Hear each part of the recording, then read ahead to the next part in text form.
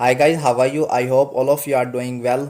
आज की इस वीडियो में हम will be, will have to, will have been को डिस्कस करेंगे। प्रीवियस वीडियो में हमने विल को डिस्कस किया था। अगर आपने वो वीडियो नहीं देखी तो आप ऊपर आई के बटन पर क्लिक करके वो वीडियो देख सकते हैं। चलिए स्टार्ट करते हैं विल बी से और देखते हैं कि हम इसको किस किस सेंस में यूज़ कर सकते हैं। विल बी का पहला यूज़ है होगा के सेंस में। जैसे वो घर पर होगा, वो बिजी होगा, वो खुश होगा, वो उदास होगा। इसमें विल बी के साथ कोई वर्ब नहीं इस्तेमाल होगा। एक और बात, ये होगा कोई इसकी पहचान नहीं है। उर्दू में तो ये सेंटेंस होगा पर ख़त्म हो रहा है, लेकिन अगर किसी और ज़बान में देखें तो वहाँ पर तो होगा नहीं होगा। चलिए इसका स्ट्रक्चर देख लेते हैं। Subject plus will be plus noun या एडजेक्टिव। अब इसकी एग्जांपल देख लेते हैं। वो घर पर होगा। देखें यहाँ पर कोई एक्शन नहीं है, बस यही है कि कोई चीज़ होगी और आपको पता है कि विल का यूज़ हम फ्यूचर के लिए करते हैं। तो कैसे बनेगा sentence? He will be at home. एक और एग्जांपल देख लेते हैं। वो मसरूफ़ होगा। तो कैसे लिखेंगे इसको इंग्लिश में? He will be busy. चलिए विल बी का नेक्स्ट यूज़ देखते हैं। विल बी का अगला यूज़ है वर्ब के साथ, यानी इसमें कोई एक्शन परफॉर्म होगा फ्यूचर में। फ्यूचर में कोई किसी काम को कर रहा होगा। तो पहले इसका स्ट्रक्चर देख लेते हैं। Subject plus will be plus verb की फर्स्ट फॉर्म के साथ आईएनजी और लास्ट में ऑब्जेक्ट। अब इसकी एग्जांपल देख लेते हैं। वो सो रही होगी, यानी फ्यूचर में सो रही होगी। तो कैसे इसको ट्रांसलेट करेंगे? She will be sleeping. यहाँ पर वो सोने के काम को कर रही होगी। एक और एग्जांपल देख लेते हैं। वो खेल रहा होगा, यानी कि वो फ्यूचर में खेल रहा होगा। कैसे बनेगा sentence? He will be playing. Is that clear? अब देखते हैं विल बी का अगला यूज़। विल बी का अगला यूज़ है कि कोई काम किया जाएगा, यानी पैसिव वॉइस का सेंटेंस। इसमें काम करने वाला कौन है हमें नहीं पता। आप सब्जेक्ट लगा सकते हैं, लेकिन ये यूज़ किया नहीं जाता, बहुत कम इसका यूज़ होता है। चलिए पहले इसका स्ट्रक्चर देख लेते हैं। Object plus will be plus verb की थर्ड फॉर्म। अब इसकी एग्जांपल देख लेते हैं। काम किया जाएगा, कैसे इसको ट्रांसलेट करेंगे? The work will be done. एक और एग्जांपल देख लेते हैं। खाना पकाया जाएगा, the food will be cooked. यहाँ तक क्लियर है? अब हम देखते हैं विल हैव को। मान लें कि आप प्रेजेंट टाइम में खड़े हैं और फ्यूचर अभी दूर है, तो आप प्रेजेंट में खड़े होकर कहते हैं कि फ्यूचर में काम कर चुका होगा, यानी कोई किसी काम को कर चुका होगा। यानी कि आप फ्यूचर की प्रोडिक्शन करते हैं कि फ्यूचर में कोई एक्शन कंप्लीट हो चुका होगा। तो पहले इसका स्ट्रक्चर देख लेते हैं।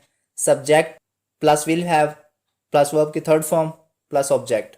अब इसकी एग्जांपल देख लेते हैं। आप प्रेजेंट में खड़े हैं और कहते हैं कि कल शाम तक मैं कराची जा चुका हूँगा। तो कैसे बोलेंगे इसको इंग्लिश में? I will have gone to Karachi by tomorrow evening. तो कल शाम तक जाने का काम कंप्लीट हो चुका होगा।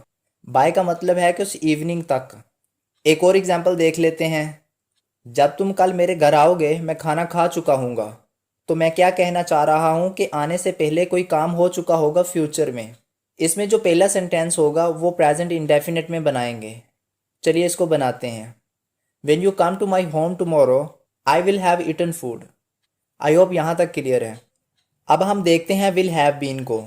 विल हैव का हम यूज़ तब करते हैं जब कोई फ्यूचर में किसी काम को कर रहा होगा और साथ में इसके टाइम भी मेंशन होगा। चलिए पहले इसका स्ट्रक्चर देख लेते हैं। Subject plus will have been plus verb की फर्स्ट फॉर्म के साथ आईएनजी और लास्ट में ऑब्जेक्ट। अब इसकी एग्जांपल देख लेते हैं। कल सुबह से मैं काम कर रहा हूँगा। तो कैसे इसको ट्रांसलेट करेंगे? I will have been working from tomorrow morning. यहाँ पर फ्रॉम की जगह सिंस भी लगाया जाता है, लेकिन आजकल फ्रॉम ज़्यादा यूज़ किया जाता है। एक और एग्जांपल देख लेते हैं। वो सुबह से अखबार पढ़ रहा होगा। तो कैसे इसको ट्रांसलेट करेंगे? He will have been reading newspaper since morning. यहाँ तक क्लियर है? अब हम देखते हैं विल हैव टू को।